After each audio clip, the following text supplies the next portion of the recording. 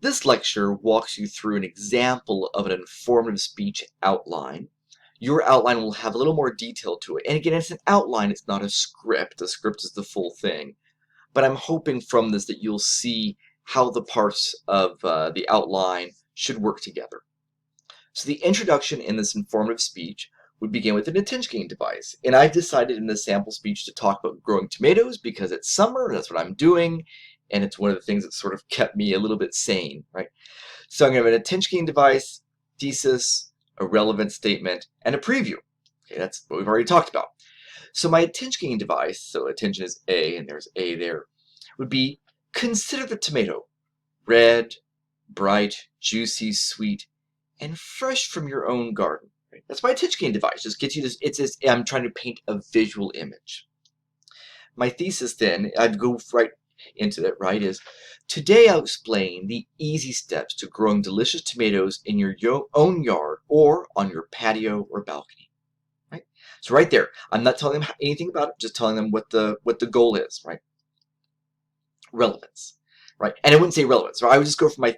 So in the first part of the introduction, the outline is going to be pretty close to what you're actually saying, whereas the body, the outline will be a little bit skimpier.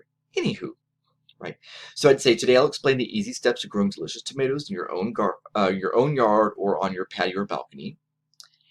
And I would then move into. Right, gardening can be important for all of us. It can be a restorative practice, especially during this anxious time. And growing something from a seed or from a plant, nurturing it, watching it grow, and then literally seeing fruit develop and ripen from our efforts can be a beneficial, almost meditative practice for us. You see how I took that line and I added a little bit more to it in my actual speech. Preview would be, the first thing I'll discuss with you is planting. Next, I'll talk about the watering and care of your tomatoes. And last, I'll talk about controlling for pests and diseases. That's all I had to do in the preview, right? First, we're talking about planting. Next, we'll talk about watering. Really, probably should say watering and care. Watering and care. And third, controlling pests and diseases.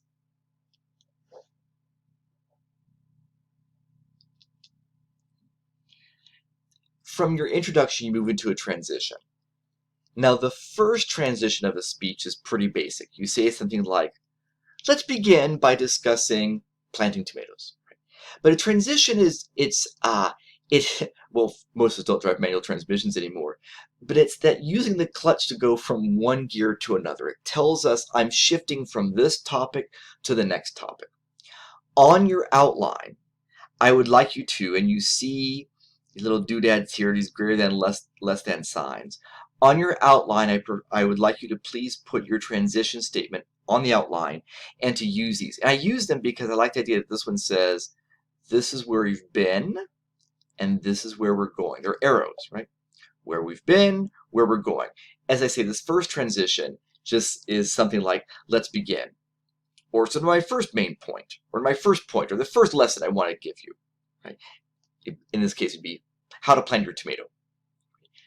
Generally, though, a transition, especially as we move into the transitions between points 1 and 2, and 2 and 3, and if you have a fourth point, then between 3 and 4, will be things like, now that you understand how simple it is to plant a tomato, let me talk with you about how to water and care for your tomatoes. It lets us know, I'm done with that thing, I'm going on to the next thing. Let's watch a video that's a little compilation here of effective transitions in speeches. And I'll tell you, I also have an additional video in D2L for you that somebody produced on transitions that I think is pretty sweet, and so I'm providing that to you as well. Now that we have a clear understanding of the problem, let me share my solution with you. I have spoken so far of bravery and of patriotism, but it is the sacrifice of the 54th that has etched them into the pages of history. Now that we've seen how drinking too much is a serious problem for students and their communities, let's look at some causes. Keeping these points in mind about sign language, let's return to the sentence I started with and see if we can learn the signs for you are my friend. Now that we've taken a look at what Feng Shui is, let's put this newfound knowledge into practice. So I hope you noticed in all of those examples the way it said, I've discussed this, so now here's the other thing, right? And you didn't get to see the rest of those speeches. Excuse me. You didn't get to see the rest of those speeches, but what it does allow you to do is to see, or to hear, see and hear, how the speaker moves you from one topic to another. It allows you as a speaker to convey, as the audience member to hear, the structure of the speech and to know where the main ideas are you should be grabbing onto. So planting. So there, right, and so here you'd go through, and the first main point, which is Roman numeral 2 in your outline, would be about soil, right? Or it says planting, right? Subpoint A is soil. You talk with them about how you have to have loose garden soil or fresh potting soil, right? The hole should be just a little deeper than the plant itself, or you need to be using a 5-gallon pot, and you're going to fill this in with a little bit more words. Not a whole lot of words, but when you say loose garden soil, say go in and loosen up the soil. You don't want it being too packed or the roots won't grow. So taking your shovel or a trowel, go in and really loosen up the garden soil. If you end up using a pot, make sure that you're going to use fresh garden soil. Old garden soil can harbor some disease, but also there's no more fertilizer to it. So make sure you're using nice fresh garden soil that is loose and ready for the roots to take off. You see how I took those brief sentences that I'm looking at there and I developed it into my ideas explaining it. So I would talk about this, about the soil and the hole, right? I would tell you that when you plant your tomato, for instance, you stick it in to just above its neck, just above how it was planted in the pot, right? Where you plant it. Right. But those main those subpoints, those key ideas about planting, they're laid out, and I have those subpoints as necessary, right? How you would stake it, you can use a cage, you can use a stick or a post. I'm not going to do the whole speech for you here, but you see where you can see that each one of these is an idea that would probably just take, 15, 20 seconds or so to explain each one of those. That's probably about right? I would then transition. Now that you see how easy it is to get started, let's talk about nurturing your tomato plant. Right? So now you know I've gone from planting to care. Excuse me.